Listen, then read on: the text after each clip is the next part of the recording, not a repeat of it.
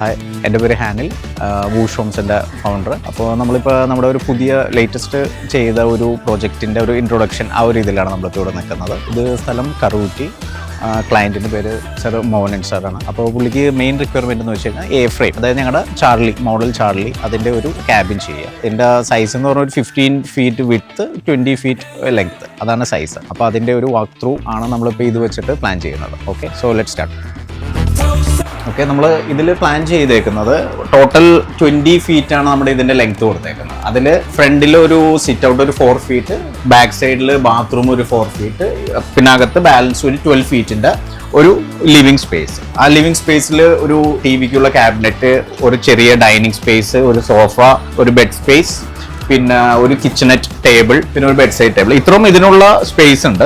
ഇത് ഫർണിച്ചർ ഇച്ചിരി over crowded ആയിട്ട് തോന്നും, പക്ഷെ അതും എല്ലാം നമ്മുടെ ക്ലയന്റിന്റെ റിക്വയർമെന്റിനനുസരിച്ച് ചെയ്തു കൊടുത്തേക്കുന്നതാണ്. ഇതിൽ AC ആൻഡ് അതർ കുറച്ച് അങ്ങനത്തെ ഇലക്ട്രോണിക് ഐറ്റംസ് ഒഴിച്ച് ബാക്കിയെല്ലാം ഫുൾ ഫർണിച്ചർ, എല്ലാ ഡീറ്റെയിലിങ്ങും നമ്മൾ ചെയ്തേക്കുന്നത്, ഇൻക്ലൂഡിങ് ഇലക്ട്രിക്കൽ ഫിറ്റിംഗ്, സാനിറ്ററി എല്ലാ ഐറ്റംസും ചെയ്തു കൊടുത്തേക്കുന്നതാണ്. ഇതിൽ നമ്മൾ സാധാ യൂസ് ചെയ്യുന്നത് റൂഫിങ്ങിന് സാൻഡ്വിച്ച് പാനല് 2 സൈഡ് കൊടുത്ത്, ഫ്ലോറിൽ സിമെന്റ് ബോർഡ് കൊടുത്തിട്ട് അതിന്റെ മേളിൽ ഇപ്പൊ ചെയ്തേക്കുന്നത് വുഡൻ ഡിസൈനിന്റെ ടൈൽസ് ചെയ്തേക്കുന്നു.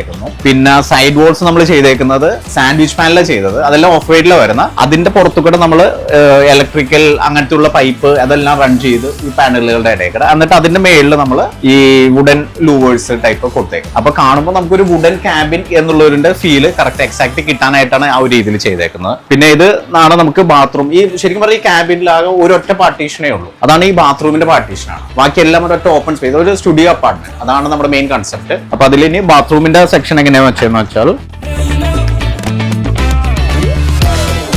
ഇതില് ബേസിക് ആയിട്ടുള്ള ഒരു European closet, hand faucet, shower, പിന്നെ ഒരു വാഷ് ബേസിൻ, മിറർ, അങ്ങനത്തെ ബേസിക് ആയിട്ടുള്ള എല്ലാ റിക്വയർമെന്റ്സും ഫുൾഫിൽഡ് ആയിട്ടുള്ള ഇതാണ്. പിന്നെ ഇതിൽ വേറൊരു ഇത് നമ്മൾ പറയേണ്ടത് സ്പെഷ്യൽ ആയിട്ട്, ഇതിപ്പോ ഒരു എ ഫ്രെയിം ക്യാബിൻ ആയതുകൊണ്ട് എൻട്രി എക്സിറ്റ് നമുക്ക് ബാക്ക് അല്ലെങ്കിൽ ഫ്രണ്ടിൽ പറ്റത്തുള്ളൂ.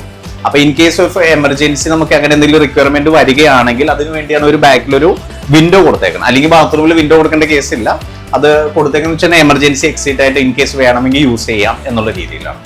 അപ്പോൾ ഇത് 2x3 feet വരെ അതിൽ കൂടെ ഇറങ്ങാവും എന്നുള്ള രീതിയിൽ അങ്ങനെ ചെയ്തേക്കുന്നത്.